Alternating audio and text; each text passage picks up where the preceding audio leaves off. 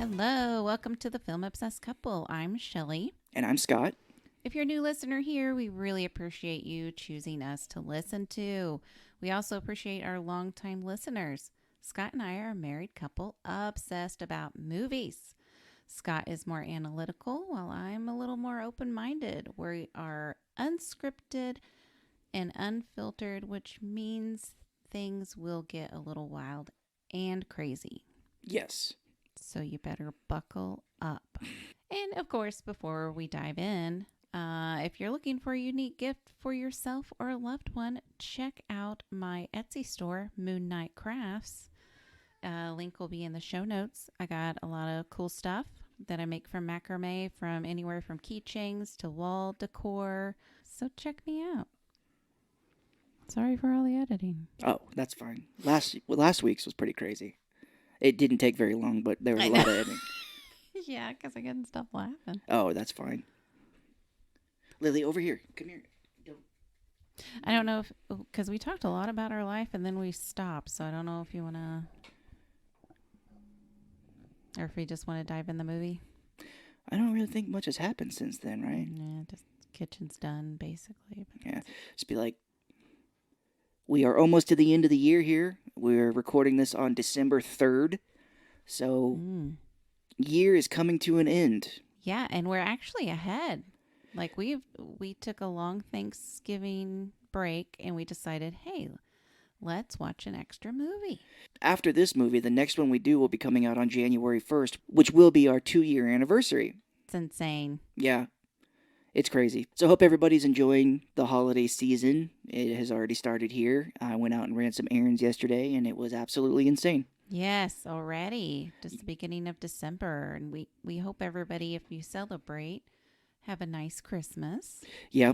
I went to Target because, unfortunately, they're the only ones that carry this popcorn that I like to snack on. Poor thing. But the lines were insane. Yeah. It was crazy. I went to Walmart and I was like, oh my gosh, this is crazy. And I knew you were going to Target. And I'm like, it's going to be insane at Target. I don't know what I was thinking. Yeah. So thank you, Walgreens, for not carrying that stuff anymore. I have to go all the way into town to Target to get it. Maybe this podcast will get us going. Yeah. Get them back you very in. much, Walgreens. So yeah, today we are getting into the mood. Today we're continuing the holiday spirit with Mixed Nuts, a terrible movie. Which doesn't really even need to be set at Christmas. And it has nothing to do with mixed nuts. Well, if you think about it, the people in the movie are mixed nuts. Well, okay. They are pretty fucking crazy. There's a weird connection that Steve Martin makes about his dad, which really doesn't have anything to do, but it's like, if you left the line out, he's like, my father used to say this line all the time, and until he was one day hit by a mixed nut truck. And you're like, oh, well, that's where the title comes from. But if they didn't have that line in there and it was like the movie's called Mixed Nuts, you're like, okay, I get it. They're all nutty. And they're mixed on Christmas Eve. Okay. Yep. I just thought it is a crazy movie. So mixed nuts. Okay, sure. Not very funny. I didn't find it funny. I was looking at different Christmas movies to do that were considered some bad ones that we could maybe talk about.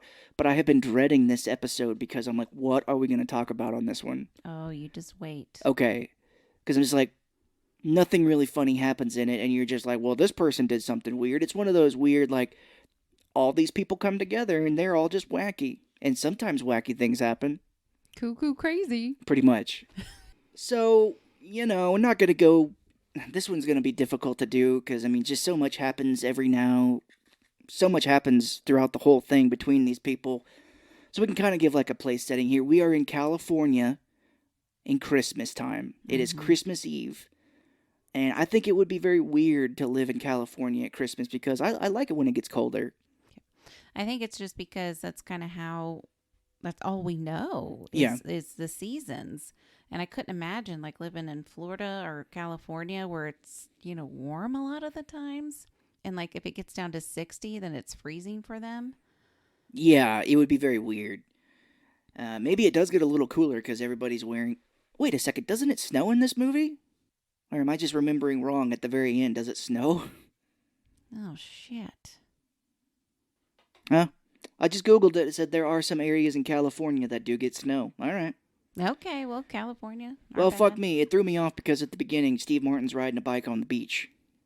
Yeah. And people are like on the beach and everything. And I was like, oh, doesn't seem like you have any or seasons. They're right by the boardwalk. Yeah, it's a little strange. And now I thought that this movie was older than it was because Steve Martin has kind of like blonde hair in this. It's like a brownish. Yeah. And I was like, oh, this is before he went gray. But I was like, wait a minute. I've seen movies in the 80s where he was gray. He's dyeing that hair. Throwing me off. Yeah, it's off-putting to see him with actual hair color. Yeah, he looks so much better with gray hair. I know he used to be on the Smothers Brothers show back in the 70s or 70s, I think. Maybe even the 60s. But you see him at some point with like dark colored hair. And I'm like, whoa, Yeah. that is weird as hell. And I shouldn't say gray, it's white. I mean, I think it's completely different. Yeah. Which I was always like, man, if I go gray or white, I think it would be cool to go gray or white in my youth. Oh, yeah? I don't know. It gives you some character and stuff. If I ever make a character in like an RPG game, I always give my character like white hair. Makes it look wise. You're so wise. But then that one time we were in the car and you were like, you've got a patch of white hairs back here. I'm like, what? Yeah.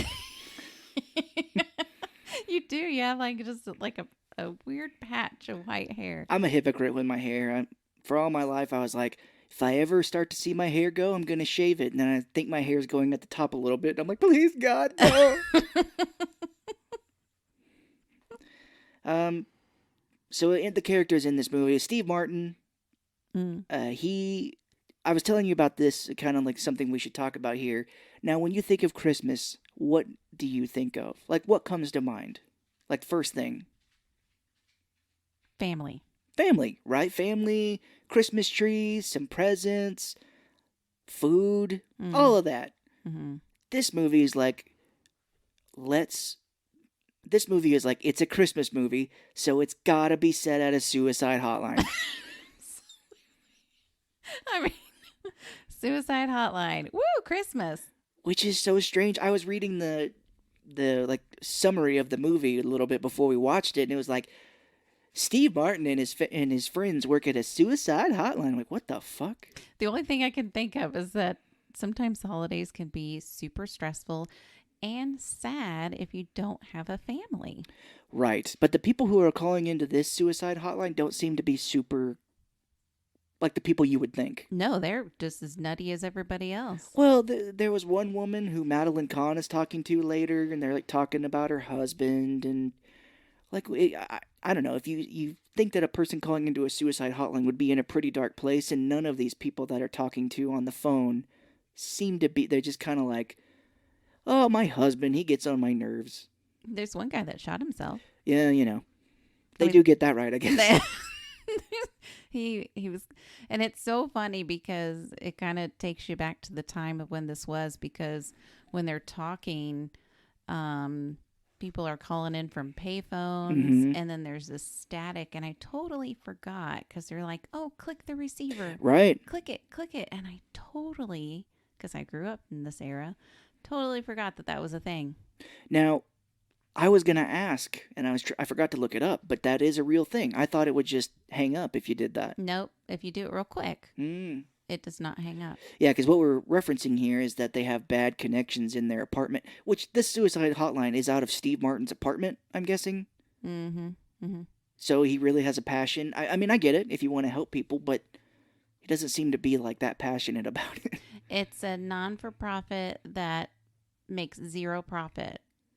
Which you think you could get, like, wouldn't they be able to get loans or something from the government if they're doing that? They should be able to get government assistance. That's why a lot of people do non-for-profit.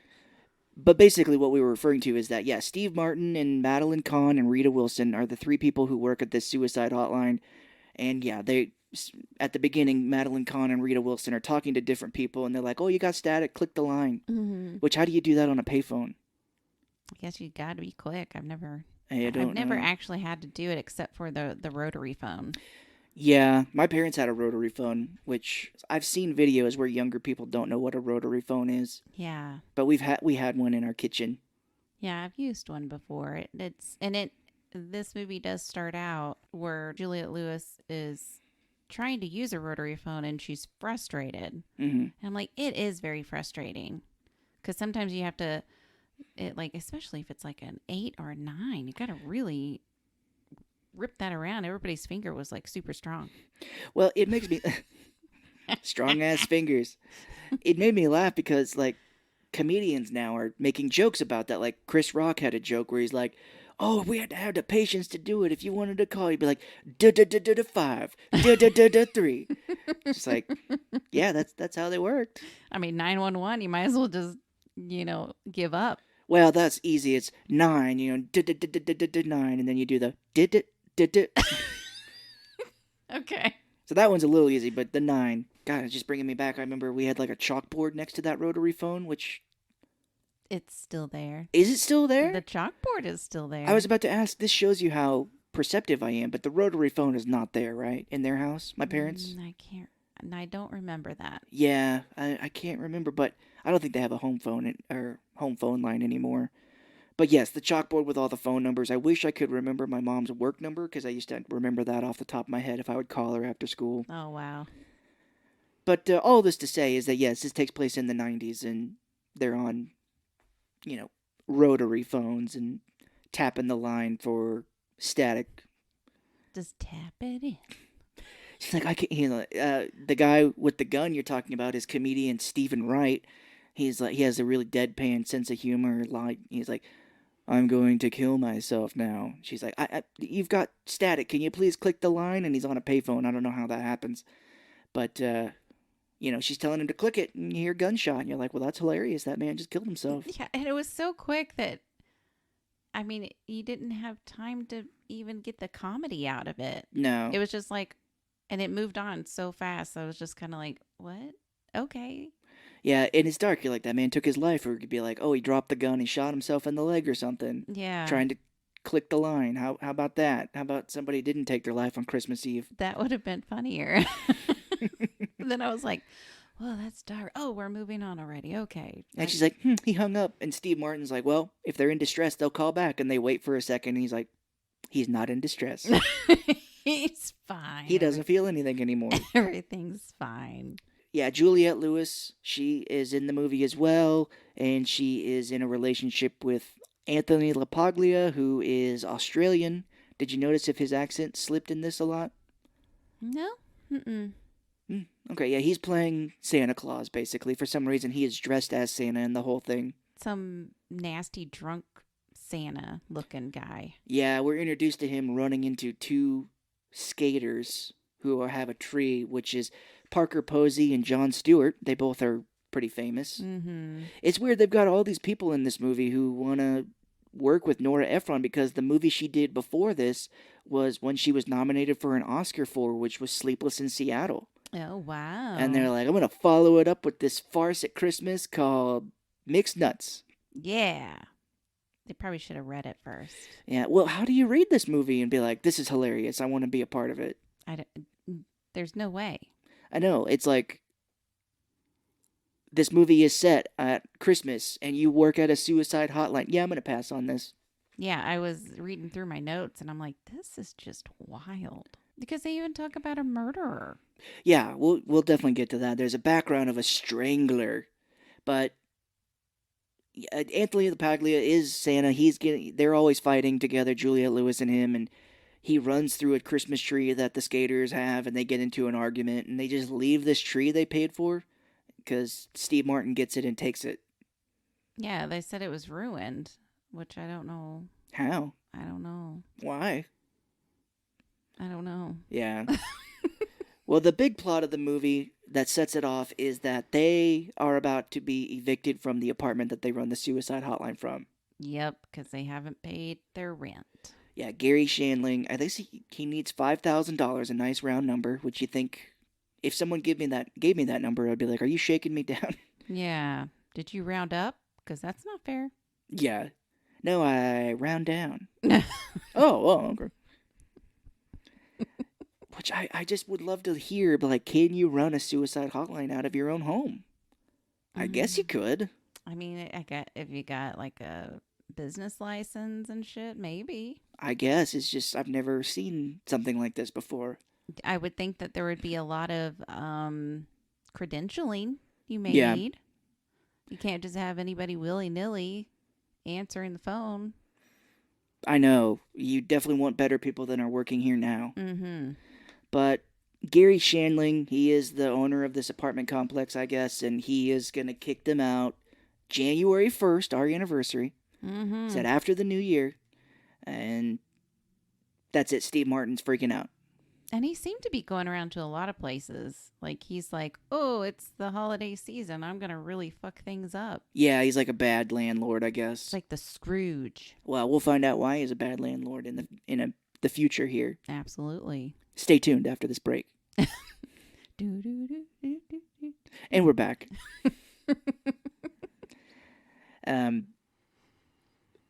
Something to hint about Gary Shandling is he does keep asking. He's like, you ever heard someone in weird ways that they killed themselves? Did they ever kill themselves with like a spike? And he's always asking like these weird things, and you're like, that's weird. I wonder if that's gonna come back up at the end.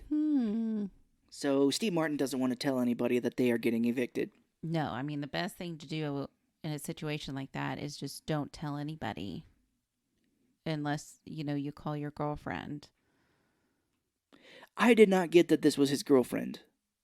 Steve Martin calls the bank, and a woman answers, and he's like, oh, I need a loan for $5,000. And the lady's like, I talked to my psychiatrist, and they say that we shouldn't see each other anymore.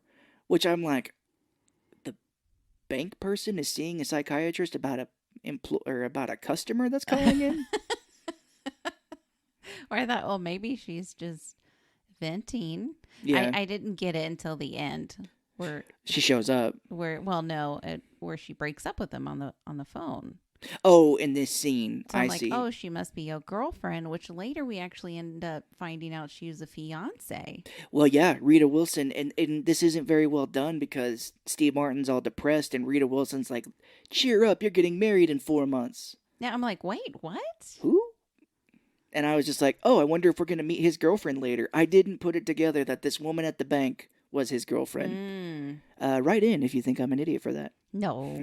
I was just like, why is she breaking up with her customer like this? This is strange. Not at all. I mean, maybe she knew that he had a suicide hotline and she was just venting about her problems. Yeah, they met on a suicide hotline. But he broke the rules. She was like, I'm lonely. And he's like, come on over. Well, he breaks those rules. Yeah, for sure. And another weird thing about this suicide hotline is that they keep like a billboard of how many people they've saved. Oh, yeah. So every time they have like a successful call, which what relegates a successful call, they click it and be like, we've saved 345 people. Yeah, it was 1,422. Well, thank you. I know. Because I knew that was going to make a big difference, so I typed it out. Thank you for fact checking me there. You bet. I got you. So there's one thing that I thought was interesting is that, who's Mushnick? Miss Mushnick? Madeline Kahn. Madeline Kahn. Steve Martin gives her a fruitcake. Yeah. And she's all like, well, this looks a lot like the one I gave you last year. Why would you hold on to that and give it to another person unless you were my grandma? Well, it brought me to a question. Have you ever regifted anything? Not that I'm aware of. Yeah? No, not that I can think of. The joke behind that thing, the story behind that joke is that one year when Shelly and I were at my uncle's house where we all used to gather, and my grandma, we were doing, was it a white Santa or they just give it to us? Oh, they just gave it to us. Gave it to us. Yeah. It was like, oh, from Ma and Papa to Shelly and Scott. And we open it up and it's a knife, like kitchen set. And we're like, oh, okay, very nice. And we open up the box a little bit and there's like dead bugs inside of it. Yeah. And they're like, I guess she must have had this for some time and just pulled it out of the closet. They had it, or they bought it at some store. Garage sale, probably. Yeah. Yeah, or that. Yeah. Well, my grandma was very into garage sales. I remember she embarrassed the hell out of my mom because when I used to go to middle school, there was some hoity-toity kind of more richer people there. And my grandma came to like a little basketball game I was in, and this woman, richer woman, was like, I love your sweatshirt. Where did you get it? And Mom was like, great, I got it at a garage sale for 25 cents. My mom's like, oh my God. I love that. Which there's nothing wrong with that. No. But my mom just knew that these people were going to be like, oh, poor. Oh, no. Maybe it is a poor quote unquote thing, but I was always like, whenever I got a good deal, I'm like, man, if somebody comments on this, I'm gonna be like, I got this for $1, man. Yeah. This is awesome. Yeah, absolutely. And I don't know, my mom, she'll never listen to this. Didn't really get along with my grandma or was Yeah. embarrassed by her, which, you just have to be there to understand. I can get that. Most of the stories my grandmother told were not true as she got older. But, yeah, there's nothing wrong with finding it for 25 cents, but she would always do that. Be like, Oh, wow. I got these jeans for 50 cents. Yeah, she'd always have something she found in a garage sale. That's adorable. So we do keep getting introduced to the Seaside Strangler. A person calls in on the suicide hotline to Madeline Kahn saying she's scared that she's going to get strangled by the Seaside Strangler. Mm-hmm. Which I don't know why you'd call into a suicide hotline about that. That is a very good point. You think they'd be like, this isn't a self-help line, click. I did not get that while watching the movie. I was just like, okay, well, maybe they're scared calling somebody, but Yeah, does that mean you might kill yourself? I don't know. If you Madeline, think you're going to get killed? I don't know. Madeline Kahn is like, oh, do you have short hair? She's like, no. Do you have dark hair? She's like, no. She's like, you're not the Strangler's type. You'll be fine. And then she's like, are you attractive? Because he goes for attractive, like Yeah. short or long hair. I don't remember the type. Short, yeah. And I don't remember if the lady was like no or whatever, but she's like, oh, you have nothing to worry about. Yeah, which is another thing is like, so we're here at a suicide hotline. There is a threat of a murderer out there on the streets. If this could take a turn from a comedy to a thriller at this point. Yeah, it's very weird, and I don't really understand the whole Seaside Strangler thing, except maybe it adds a little bit of comedy, and it is a reason for the ending of the movie. I think it only exists for the ending. Okay. Maybe in France it was like, ho, it's so funny, it's Christmas, there's a killer around, how hilarious. Life is life. They have a weird sense of humor. Maybe, I don't know. We do get Anthony LaPaglia and Juliette Lewis again. He comes back and she has a gun in her hand, which I'm assuming she worried about the strangler, she just freaked out. Maybe. But he has this whole thing. Juliette Lewis is pregnant with their kid, and Anthony LaPaglia is like, I have an idea. He's like, I know how we're going to have our baby for free. He has no accent in it. But he's like, we're so broke they give out loans for this or whatever, and she doesn't think that'll work. No, it was almost like a coupon for having a baby. And he's like, we'll have the baby for free, my love. Yeah. Crocky! Like, we just have to say that we're poor as fuck and we get it for free. Yeah, which, that'd be nice. Okay. Maybe they don't do that anymore, but they talk about this weird meetup, how they first met, and she's like, oh, a stranger came up to me and told me I should smile more, and I was like, shut up!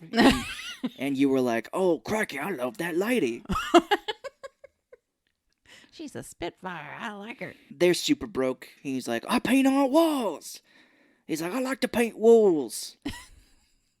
He's like, oh, wait, I like to paint walls. What the hell? He's trying American accent.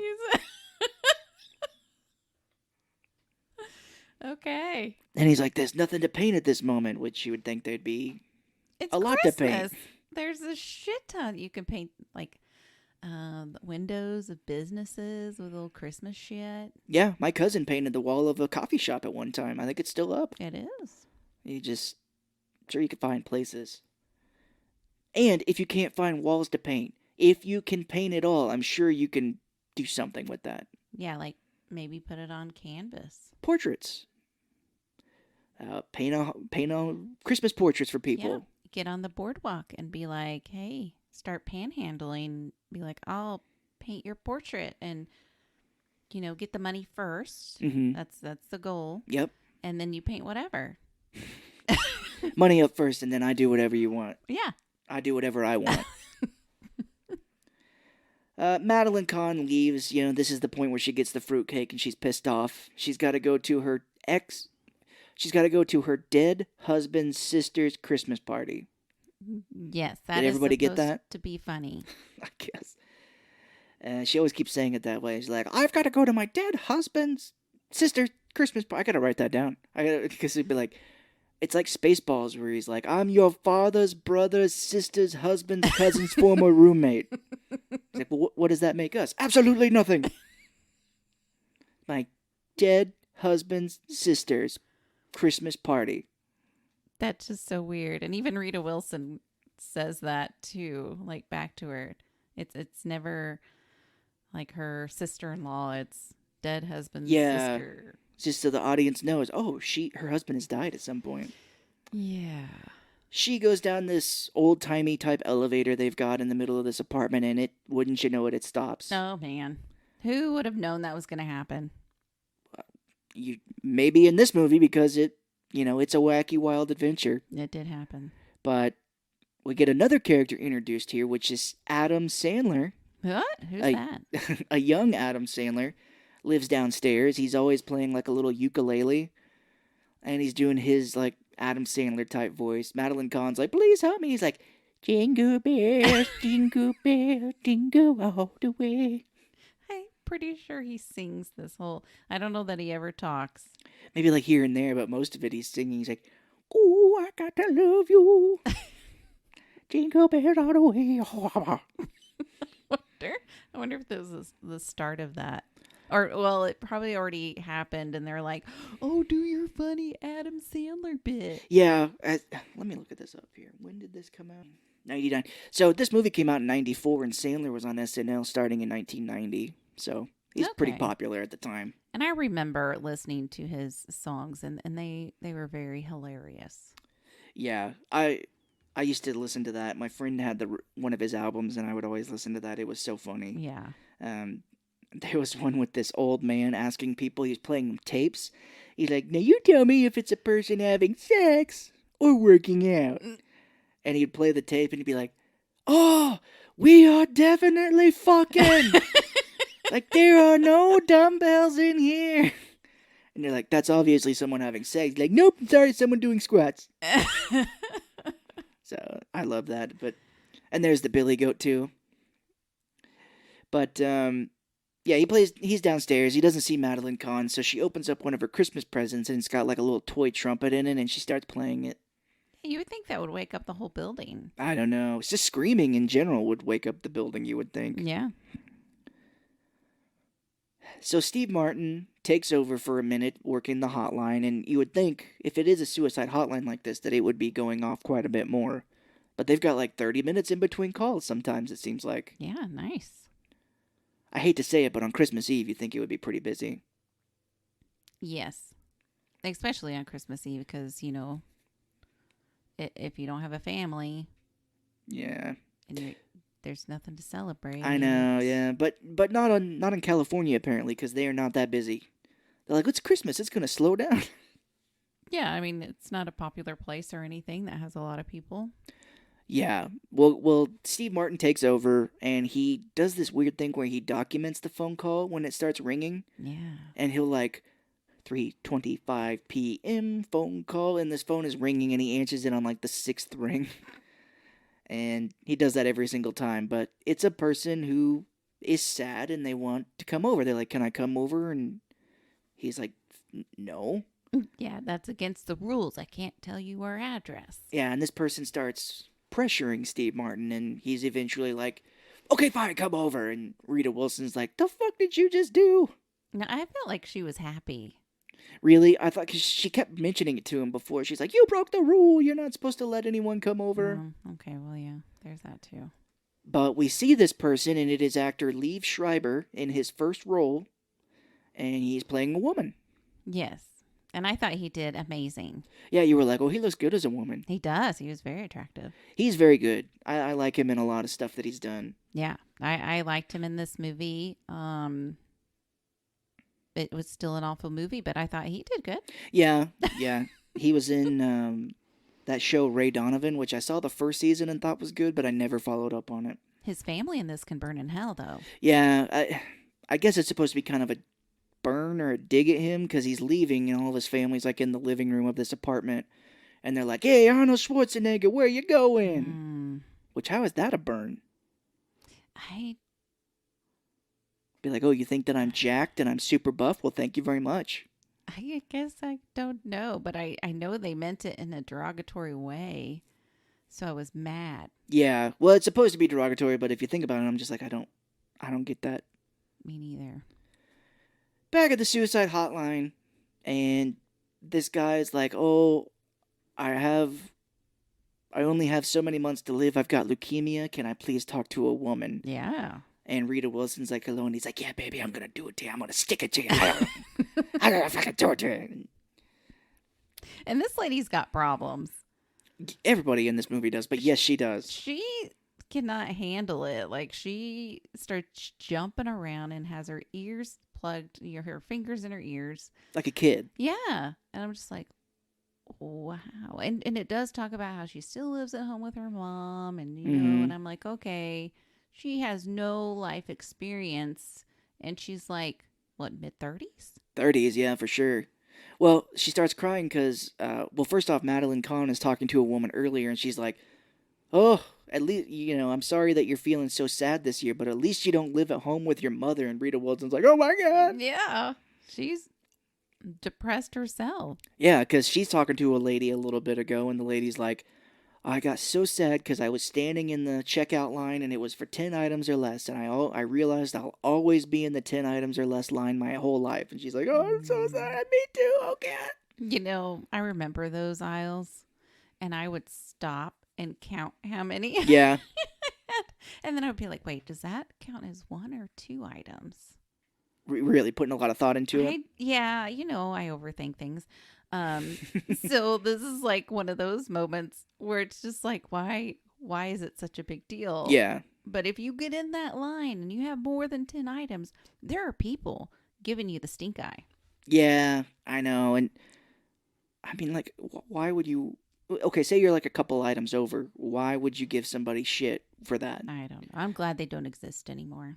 Yeah, which, if somebody has like a whole cart and they're in the 10 items or less line and is holding everything up, I might get a little mad. Yes, that person deserves a stink eye. I was getting frustrated when I was out and about yesterday because the lines at Target were so long, and the line that I got into didn't have very many people in it, but the guy that was doing the checkout had one arm in a sling. Oh, no. So he was like, and I was like, why did I get in this line? And there was people at the front, and this guy kept complaining about something with his receipt. I'm just like, get the fuck out. Get the fuck out. I felt like Dennis from It's Always Sunny in Philadelphia. And I say those aisles don't exist, but they could still. They might. I just haven't seen any because I don't like to go shopping anymore. Yeah, if I do go into shopping, I do self-checkout. Mm-hmm. Which is something that the old people will be like, I don't get paid to check myself out. Yes, which is true. I get that. But I also like them because they are faster. This friend of my parents that I don't have on Facebook anymore because he's a weird piece of shit, but he would always post that, and they were like, oh, well, the self-checkout line's open. He's like, you're going to pay me for it? Oh, I'm like, I love self-checkout. Yeah. It is so quick, and Kohl's, they have self-checkouts now, and I'm like, oh, thank you, God. Thank God I can get out so easy now. Even the Dollar General has self-checkout. Yeah, because I'm an introvert. You are too. Mm-hmm. We don't really have to make much conversation with people if you're checking out, but it's nice to just do it myself. Yeah. Get out. There are those people that check you out and they want to have a conversation, and I'm like, I'm not here for that. I know, and that's the interactions that they get, but I'm just not that type of person. Where they're like, oh, my daughter was here the other day. I'm like, that's great. I understand. I'm just not that type. That's why I dread haircuts. I don't like getting my hair cut because I'm like, I'm going to have to talk to this person. You're like, what do I talk about? Which I did just get my hair cut recently, and the lady was very lovely. She didn't talk to me a whole lot, but we did end up having like a little conversation. Told her about the podcast. So, hey, girl. If you're listening, hey. Yeah, I went to a barbershop here in town where we live. The guy was, the haircut was all right. It ended up not being happy with it because it was like square. It was like it was bad. Up and flat. And I was like, oh, he didn't like round it. But it was a flat top. He was talking a lot, and I was trying to talk. But again, that kind of stuff gives me anxiety if you want to know what kind of person I am. Mm-hmm. I'm going to have to talk to the person. Yep. This is how bad the movie is. We have to go on squirrel moments here Yeah, and talk about anything but this fucking movie. I know. It's dumb. Well, we get the title of the movie here because this is when he tells the story where he's like, "Oh, life has a bunch of potholes in it, but if you rearrange potholes, it spells Hope. Yeah, if you rearrange the letters and take some out, it spells hope." And she's like, "Oh, you say that all the time." And he's like, "My dad said that to me all the time right before he was hit by a truck full of mixed nuts." Oh my gosh. Looked at the camera when he said that.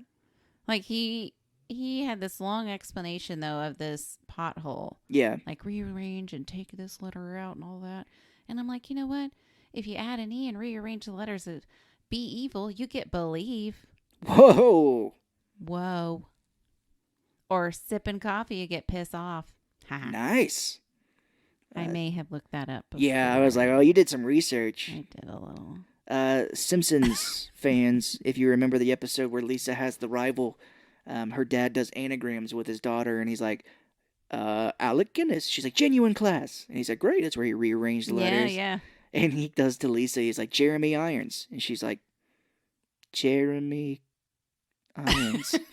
That would be me. I'm like, I don't know. And he's like, good try, Lisa. Here's a ball. How about you just go bounce it? I have to Google this shit. This dog walker comes in and he's like, hey, you got this lady down stuck in the elevator. And he's like, I hope she dies in there, pretty much. Oh, yeah. Which I agreed with him on this because she reported one of his dogs to the owner of the apartments. Mm-hmm. Now, I don't know if these dogs were attacking people. They seem very nice. Yeah, they were nice. But I just got the sense that she's being a jerk. So, I have a big problem with people who are like, report animals for no reason. No. Yeah, same here. Now, some kind of need to be reported, even though I love animals. Yeah. It's almost like the owners need to be reported. For sure. Yeah. Now, if the animals are being crazy, yes. But please don't call the cops on them because I think cops have the higher rate of shooting the animals than trying to get it under control. Yep, exactly. So, anyway, that's why I was like, she did what? She reported him for his dog? Yeah, fuck her. Yeah, fuck off, lady. They're trying to get her out. Steve Martin does this weird thing where he like gets in the top of the elevator and is trying to get her out from the top. I mean, I get why, but it's so stupid. I mean, I don't get it, but yeah, he's like pulling her out like Die Hard style from the top of the elevator, and yeah, he does not seem like a strong man. He's Steve Martin, yeah. He is not a strong man. Yeah, well, maybe Madeline Kahn's not very big or very, she's a smaller woman, but he's pulling her out, and this is where Juliette Lewis gets pissed off at Anthony LaPaglia, so she runs into the apartment, gets in the elevator, and goes up. Mm-hmm. Because, I don't know if we said it, but while they're getting her out, the elevator goes down to the floor, finally gets unstuck, and he's left holding Madeline Kahn in the shaft. And she's just dangling there. And Rita Wilson's like, do you have any last words that you want to tell your girlfriend, fiance lady that works at the bank? Yeah, he's like, she broke up with me. And you were talking about how crazy Rita Wilson is. She does this weird little happy dance when she hears that. Yeah. She's like,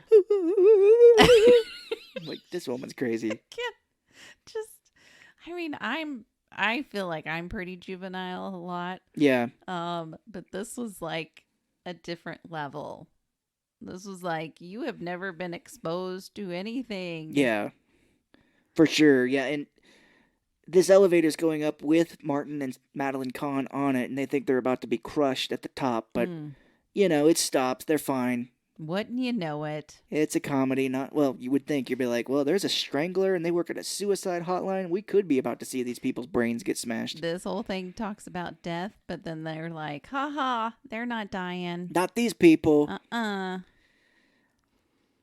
So they all rush into the apartment, and Anthony LaPaglia and Juliette Lewis are arguing about the baby, and Madeline Kahn is like, I've got to pee so bad. She runs into the bathroom, and Anthony LaPaglia lets out a little bit of information here. He's like, I just got out of jail, and I'm trying to set things right. Oh, my gosh. And Madeline Kahn, for some reason, is like, oh, got out of jail. Are you sure the baby's yours? And he's like, what? What did you just say? My English Australian. I mean, what did you just say? I always love I love accents when the people are American and they try to do it. Like, it always sounds a little weird. I don't know. I think some people that, like, especially the British, I think their English accents are amazing. They can be, yeah. Like Doctor Strange, Benedict Cumberbatch is British, and when he does Doctor Strange, it's kind of like a Batman type voice. He's like, "Hello, Peter." Yeah. That's how we work. Or they do like just New York accents. They don't really do kind of accents like ours where there's not one. Oh, true. They have to find something that has like something to it. From New York. That makes sense. They're like, how do I do an accent where there's nothing about it that I could latch onto? I don't know. Sometimes we get a little southern. Yeah. Well, Mel Gibson, in the first few Lethal Weapons, his Australian accent, when he had it at the time, was coming through. I watched a little clip from Lethal Weapon 3 where he's like, all right, everyone, these bullets are shooting these vests, so everyone be careful out there. Like, Mel, your accent. It's slipping. Everybody be careful out there. Anthony Paglia gets pissed off about this whole, like, is the baby his? And Juliette Lewis hits him in the face. Man. I can't remember what she hits him with, but they have to rush and take him to the doctor. Because he gets, like, conked out. And they're like, oh my god, we gotta take him to the doctor. And Madeline Kahn's like, well, I'm leaving. And they're like, you have to stay here and man the phone. She's like, fuck you. Anyway, they take him to the vet. Yeah. Well, they tell Madeline Kahn that she needs to stay here. And this is where I was like, is this 24 hours? Do they sleep? Oh, wow. I guess not. I don't know. This day goes on forever. Yeah. Well, yes, you're right. Instead of taking him to a doctor, the ER, they decide to take Anthony LaPaglia to a vet. Mm-hmm. Because a vet is totally going to treat him. And have the necessary medications and stuff to help him. Absolutely. Because that's what poor people do. They go to the vet. No, the vet is almost as expensive sometimes. Yeah, you would think so. Maybe not as expensive as a hospital. Well, if you've got insurance, it wouldn't be that bad. But with a vet, if you just go there as a person. Well, the vet, you have to pay up front. Like, yeah. You have to pay that whole bill. But if you go to the hospital, fuck it, you can do whatever. For sure, right. And as they're leaving their apartment building, Adam Sandler comes out because he's like has this thing for Rita Wilson. He's like, Rita Wilson, I love you. And she's like, that's so sweet, thank you. And they leave. Juliette Lewis and Madeline Kahn are still at their apartment building, and Juliette Lewis finds the eviction notice that Martin was trying to hide, and she gives it to Madeline Kahn. Madeline Kahn's like, that son of a bitch! The son of a bitch! But yes, they go to the vet where Rob Reiner is working. I think he and Nora Ephron were good friends. Maybe that's why he's in this movie. But maybe. Instead of being like, I'm a fucking vet, why did you bring a person to me? He's like, oh yeah, bring him in. Yeah. That's so weird. And his real life wife is in this too. You pointed that out when we were watching it, yeah, because Rob Reiner is like, let me tell my lady friend, and you don't really know who this woman is. It's like, let me tell her I'm going to be a few minutes. So he goes out back and he's like, I'm just going to be a few minutes. I'll come with you to the party. And she's like, fuck you. Yeah, she's like, the animals are always going to come first. I'll be like, yeah, lady. It's my job. That's what I do. I'm here. And he's like, actually, it's not an animal. It's a person. Don't tell anybody because I could totally get fired for operating on a person. Yeah, I could lose my license and everything. She's like, are you working for the mafia again? She's like, speeds off to go to the cops and tell them because she wants to have them all to herself. Because that's what they don't tell you about vets, is that if you work on animals, movies will tell you that you also can work as a doctor to, the mafia. Yeah, every vet, has that in their pocket if they ever need some extra cash. Yeah, they'll just call up the mafia. I just neutered a dog today, but I've got an open heart surgery for a man who got shot. Yeah. It happens. I got to remove some bullets. It's totally fine. Yeah. I can do this. For sure. They're all talking about their love lives here, and Rob Reiner tells this long story of like, oh, my girlfriend or wife, you choose, but why do they always have to have so many pillows? You got to put the pillows in the floor at night, and then when you wake up in the morning, you got to put the pillows back on. What's the deal? It's like, did Jerry Seinfeld write this? What is the deal What is this? with pillows? Oh man, it's like a pick your relationship movie. We don't know who's what. Yeah, I know. Well, we get a line here from Rita Wilson because Steve Martin's like, how do you know this guy and Juliette Lewis? And she's like, oh, I was recommended to go to an adult Children's of Alcoholics meeting. She's like, I was told it's a great place to meet men. Again, this lady. She's got problems. She kills me. It reminds me of Fight Club, which, have you ever seen that? Brad Yes. Pitt? Mm-hmm. Yeah. Well, at the beginning, he's going to all these like meetings and stuff, like cancer and parasite meetings, just to make himself feel better. I thought about going to church one time just to meet a guy. Well, church, I would feel, is a little bit different. Yeah, because, you can meet a real good guy there. Yeah, no, sure. Which we should go ahead and say this. A friend of mine said, "Oh, Shelley went to church with the guy that we know at some point in the past." And I was like, "Oh, what are the odds? How crazy is that's funny?" And he goes, "Yeah, he thinks that you turned her off religion." And I was like, "What?" And he's like, "Yeah, well, she doesn't go to church anymore." And I was like, I didn't go into the details, but I was like, "Let me tell you something. Church did that enough for itself." Yeah, that cracked me up so much. And this guy, I think I only talked to him like once. Yeah, he's a very weird dude. And yeah, and I'm pretty sure before we even met, I was on the outs. When you and I first met, you weren't even going to church. Yeah, I was already out. Yeah, so it's like I had nothing to do with that. But I'm continuing to tell people that yes, it was Scott. He turned me off of church, and I am an atheist now. Mm-hmm. Yeah, before you were super religious. It is Scott's fault. You would call Christmas Christ Day. He corrupted me. Well, if we're really getting into details here, it's not my fault, it's my parents' fault. Because they turned me off religion, they turned you off religion. That's what I'll tell them if it ever comes out. Church turned me off religion. It was, oh my God, I Well, got stories. If we're really getting down to it, that's what it is church. Yeah. If you believe in God, that's great. Yeah. We still respect the hell out of people that believe in God, and if they are open-minded as well. Yeah. There are a lot of closed-minded church people, but I have some friends that are open-minded, and, we get along great. I mean, I am who I am. You are who you are. Yeah, absolutely. And I don't have a problem with religion. I think it's more so how it gets interpreted and how the people use it. Absolutely. So, if you are a religious person listening to this, I'm shocked. Yeah, me too. But thank you. Thank you so much. God bless. But blesses of God. Yes, but we're not. And I respect what you do. Hopefully you just respect what we do. Yeah. And don't leave a negative comment. Nope. And if you want, you can join our North Star cult. So yeah, after the last episode, the Santa Claus movie, we really got into starting this cult. Mm-hmm. And we're open. I mean, we are so open. We tell you it is a cult. Yeah, we say it right off the bat. No sugarcoating it. We will be drinking Kool-Aid at a predetermined time. We'll take a vote. Yeah. Whatever day works best for everybody. Because everybody has a say. Dude, if this really takes off, we're in trouble. They're like, well, like in Fight Club, we'll have people standing outside our doors waiting to get inside. Oh, man. I doubt it. But that would be so cool. Cool. I'll be like, oh, we're in trouble. No, I mean, not for real. I know.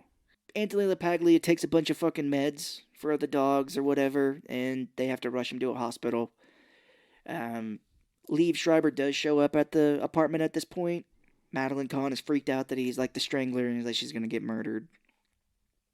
She leaves and Steve Martin comes in and we have this whole weird thing of like he's kind of hitting on Steve Martin and they start dancing, which is kind of a weird moment.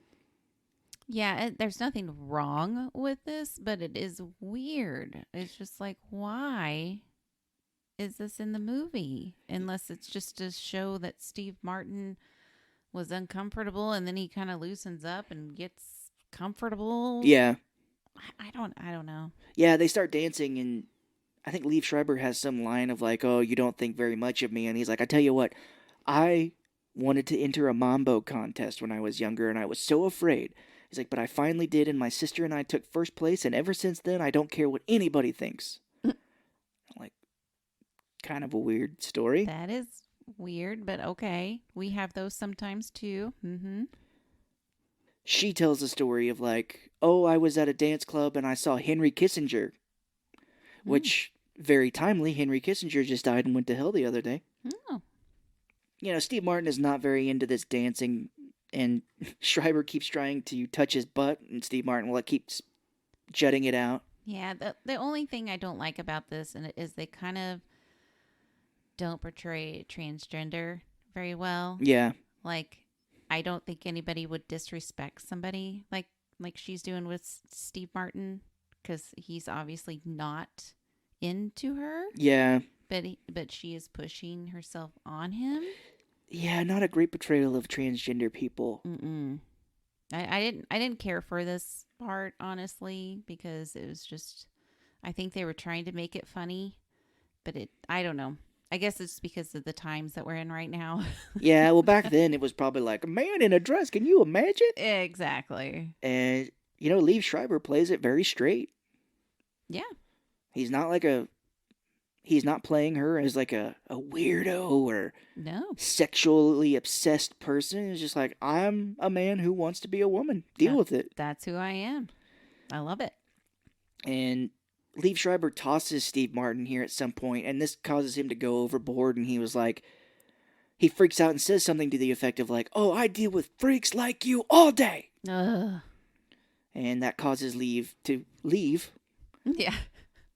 And Rita Wilson earlier had said that Steve Martin is great on the phone, but in real life, in his personal life, he's a disaster. And after Schreiber leaves, Martin is like, "Oh, I am a disaster in my personal life." Mm-hmm.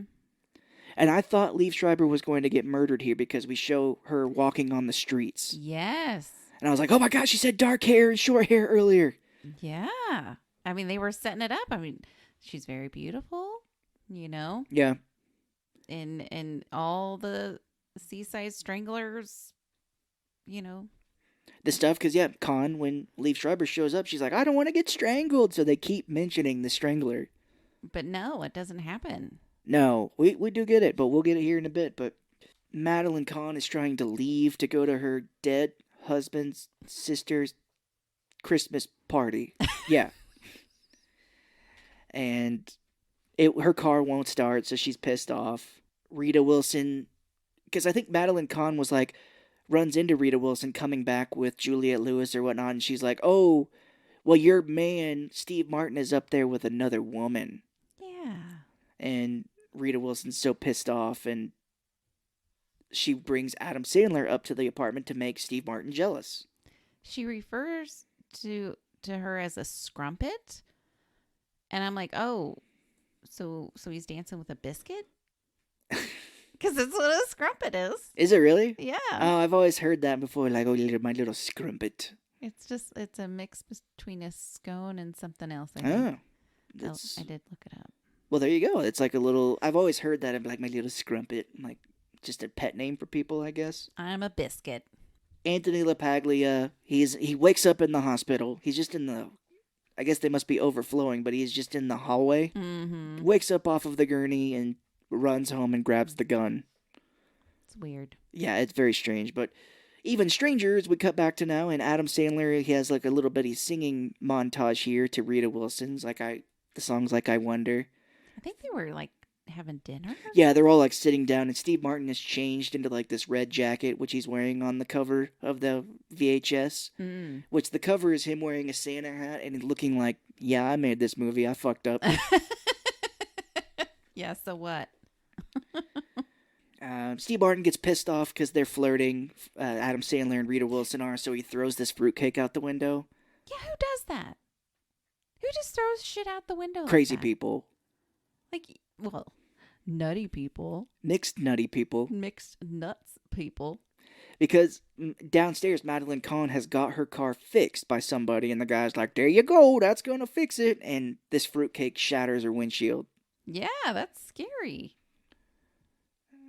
But she has had enough with the day. She needs to call the hotline right now. Well, she needs to get sexed up because what happens is she starts crying, and the guy who walks dogs is like, "Oh, is there something I can do for you?" And she's like, "My dead husband used to say that." She always has to think about it. My dead husband's sayings. She's like, "My dead husband used to say that," and so they start making out and run to the beach to have sex. Yeah, right in front of the dogs. I know, you know. Those poor guys. Thank God they can't talk. Yeah. Rita Wilson's pissed off because she finds Liev Schreiber's like cape that she was wearing, but Liev Schreiber comes back at this point and she's like, "I forgot my cape." Yeah. And Rita Wilson's like, "Oh my God, it's a man dressed as a woman. That's no competition for me at all." Oh my word. I know. She's like, "He's not gonna like a man as a woman." Well, no, Steve Martin wouldn't. In this movie, no. As Schreiber starts to leave, Anthony LaPaglia shows up and he's pointing the gun like, "God damn it, Juliette Lewis, you're gonna fucking take me back." He's psycho. Which is what you're gonna point a gun at people and yell at them to take you back? And why? Why would he think that he would need a gun? I don't know, but Liev Schreiber starts to fight LaPaglia and the gun goes off and shoots Liev Schreiber in the foot.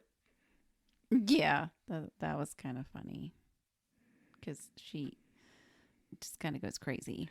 Yeah, well, Juliette Lewis is like, "Oh my God, you gotta be fucking careful with this." And she's like, "I've gotta empty this gun out." She takes it from him and starts shooting it in the apartment like, "I'm gonna empty this gun out so no one can get hurt. Shoot wildly, shoot wildly." Oh, through the door of the apartment.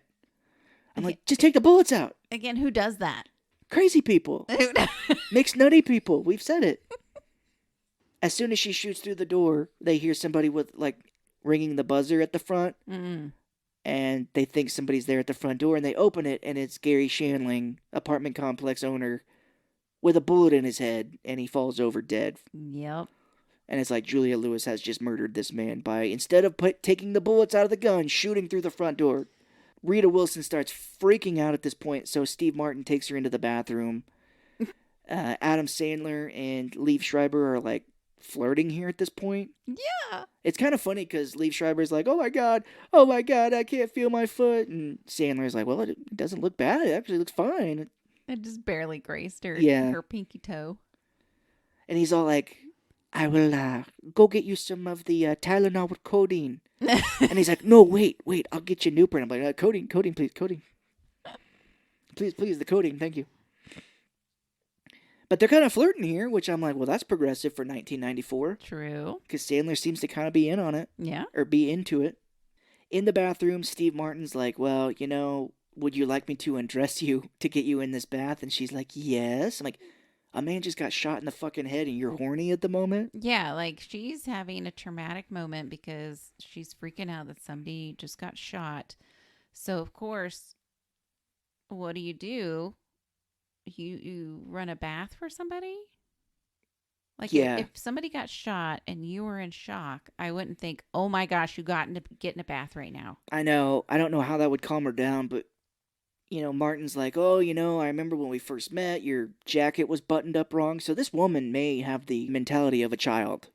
Mm-hmm. Steve Martin met her. Her jacket was unbuttoned wrong. She's in love and goes to meetings of adult alcoholic children.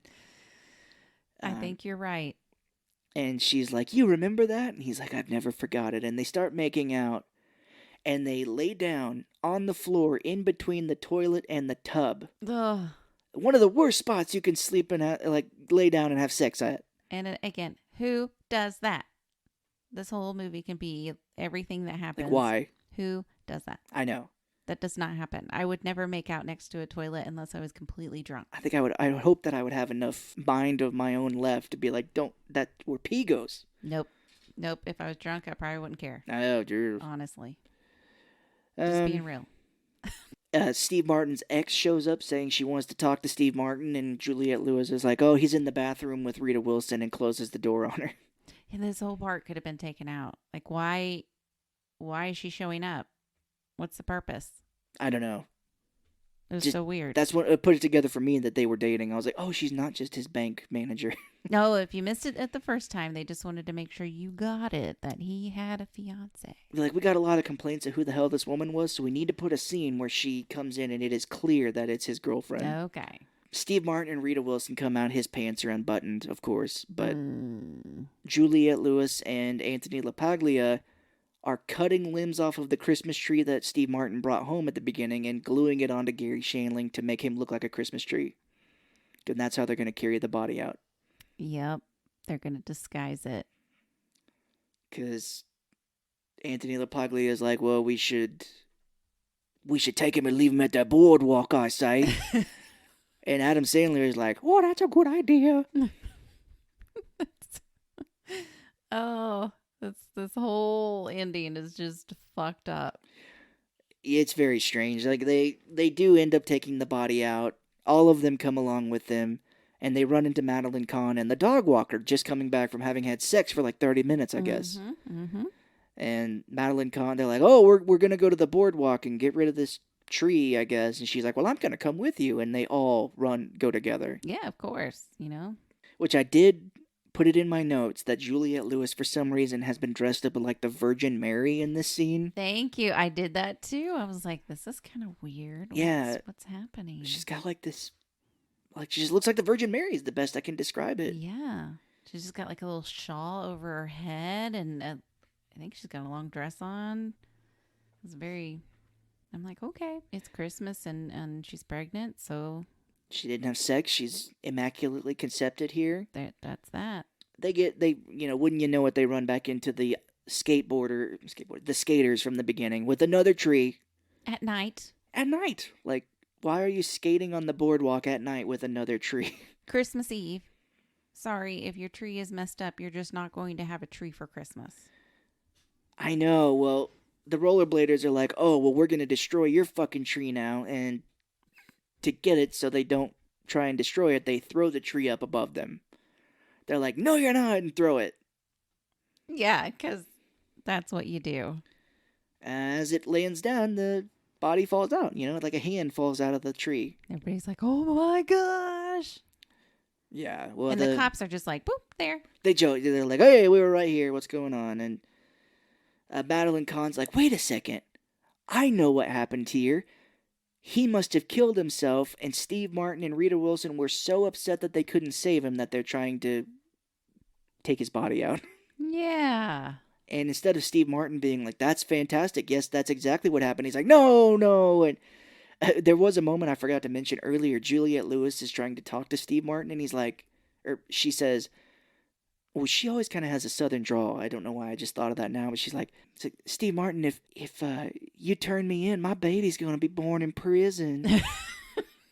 And he's like, I promise you that won't happen. He does, when she does shoot Gary Shandling, he takes the gun from her, wipes the prints off, and hands it back to her. Yeah, that was kind of funny. So he's like, your prints can still be on this gun. Like, it's fine. You're a pregnant woman. They won't do anything. But when the police are like, oh, what happened? Steve Martin immediately is like, Juliette Lewis shot him in the fucking face. She's so nutty. She didn't empty the bullets from the gun and instead just fired them randomly. Which she Wildly. probably killed somebody upstairs, too. I know. They're going to find out when they're like, at the end, when everything seems to be okay, Mhm. quotations, they're going to realize that another bullet killed like a kid in the second floor. Like, actually, you are going to have your baby in prison now. Yeah, for real. The cops are going to be about to take her, they're like, oh, well, we're going to have to take you because, you killed somebody. Anthony LaPaglia grabs the gun and runs off. Oh, my gosh. While these police officers are not just immediately, like, shooting him for that, they're just like, we're going to see where this goes. Like, yeah, let's just follow this guy and see what he does. Which what he does is he climbs to the top of a building. Like, he climbs the sign onto the top. A tattoo parlor of all Oh. buildings, yeah. Yeah, it's got like this big sign, and he climbs it like a ladder, and then he's like, I'm gonna kill myself. And I was like, didn't Juliette Lewis empty all the bullets in that gun? Well, maybe not, because they took it away from her before she could really, Shoot again. yeah, before you could hear it click. But this is suicide hotline. Which that you would think that would come back because yeah, he's like, I'm gonna kill myself, and Julia Lewis is like, no, they're not gonna put me away. I didn't mean to kill him, and it's like, yeah, that doesn't matter. Yeah, it's murder. Still murder. Like that's not how any of this works. But Steve Martin does, put his training into good use here and talks him down. Yeah. He was like, oh, what was your first Christmas gift that you remember? And he's like, I got hubcaps. Okay. But they talk him down. Juliette Lewis is bawling, and she's really bringing it here. And Anthony LaPaglia is like, cry. Come on, cry. I can't do it. Can somebody put some Vaseline in my eyes, please? Pepper spray me before the scene. He comes down, and then at the end, they're all sitting on a bench, and the police are like, you know what, we're gonna just take you all down to the station and figure out what the fuck really is going on here. Mm-hmm. This all sounds like what happened tonight to you guys sounds like a movie that I really wouldn't want to watch. Yeah, it's so mixed nut like that I just can't. If they made a movie out of what happened, I think it would do terribly, and Siskel and Ebert would hate it when they reviewed it. Yep. Which they did. I watched it before this, but Roger Ebert was like, I don't even want to talk about it. It sucks. Yeah. That's what he said. That's how we should have done the podcast. Yeah. The end. The shortest podcast we've ever done. Yeah, well, the police are like, oh, we're going to find out what happened. We're going to take the body of Gary Shandling, and Rita Wilson's like, oh, wait, here's his bag that he had, and, make sure he's got it. And they open up the bag, and there's all this strangling material in the bag. No. Gary Shandling was the Seaside Strangler. Yeah, so they just automatically assume that he's the guy. Yes. Just because he has this bag, which, yes, that does kind of point in his direction. But what if he found the bag outside? What if it was their bag and they said it was Gary Shandling's? Yeah. I mean, let's do some investigation here, police. That'd be a fucked up ending if, like, Rita Wilson's like, oh, how did you know that was Gary Shandling's bag? And Steve Martin's like, it's not, it was mine. It was mine. But the cops are like, wow, it looks like you killed the Seaside Strangler. You're free to go. She's like, oh, is there a reward for that? Yeah, $250,000. Oh my gosh, you saved Christmas. I'd be like, look, you ended up killing a guy. You didn't think it was a guy at the end that was a murderer. You didn't think he was like a strangler at the time you killed him, so you still accidentally killed a person. Yes, it is still murder, and you can still go to prison. Yeah, and instead of like questioning any of these people, they're like, oh, you're free to go. You're free to go. Here's your check. That is insane. Yeah. Like, that is the most wildest thing ever. And I'm like, okay, we all know movies aren't real. These are all fiction. But I'm just like, what if some poor soul thinks that, yes, if you murder a murderer, this is okay? I know, like Dexter, in the show Dexter, from what I understand happened in the ending, he didn't get a medal for murdering all these people. Mm-mm. They were like, you killed the Seaside Strangler, and you're going to get $250,000 for it. Yeah, and you're probably going to get like a medal. Yeah. Come down to the station. We'll get you a medal. You're a hero. Yeah, let this hero go. Oh, my gosh. And Juliette Lewis is like, oh, Steve Martin, I can pay for your business. And he's like, it's $5,000. You do that? And she very quickly is like, oh, $5,000. 250 minus 5. Nope, can't do it. She's like, fine. And they're like, Christmas is saved. Now, if you think that that's fucked up, now they're like, oh, like 3, 2, 1, it's Christmas. Yay, we did it. Yeah. And then Steve Martin's like, do you know what I want to get you for Christmas? Let's get married. What? I'm like, no, you guys need to obviously work on yourselves. Yeah, you guys have a lot of work to do. He basically was like, well, I paid for everything. I was going to get married in 4 months anyway. You want to jump in here since my other one quit? And before this, Juliette Lewis goes into labor. Yeah. Wouldn't you know it? She's just dressed for it. It is Christmas Eve. Yeah. What does one do if they're dressed like Virgin Mary and they're pregnant? You have a baby. Well, I put a baby. A baby. You have a shrimp on the barbie. Well, I put that in my notes. I was like, oh, this baby's born on Christmas, this poor bastard. Yeah. Your mom. Yeah. My mom has a Christmas birthday, and she was She did not like it. No. Or does not like it. I don't blame her. Her grandma. Her mom, my grandma's birthday was Christmas Eve. That's kind of fucking crazy. Celebrate her birthday, and then my mom's the next day. That's a lot. My mom was always like, it sucks. Nothing's open. Can't go anywhere. Yeah. People are celebrating with their families. I can't imagine how that would be as a kid. You just be like, oh, can I have a birthday party? Like, not on your birthday. No. Another thing that drives me wild about this is that at some point, Steve Martin made a comment that it was like midnight. Mm-hmm. So they're at midnight. She's having a baby, and there's like 1,000 people. Where did all these other people come from? Who are these people?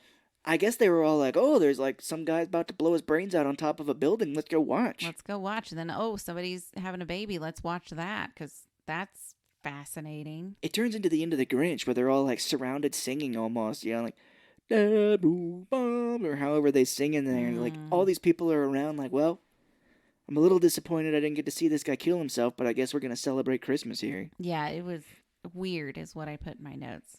Yeah, I didn't even think about that, but yeah, a ton of people show up. And when Juliette Lewis is giving birth, Rob Reiner is still there. And he's like, don't worry, it's going to be fine. And she's like, aren't you a vet? And he's like, yeah, it's pretty much the same. Yeah, you know.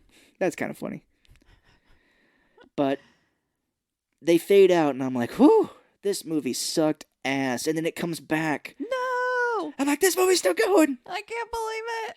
But like the next morning or something, we pan over to a wall, and Anthony LaPaglia has painted like little murals of everything that has happened. Yep.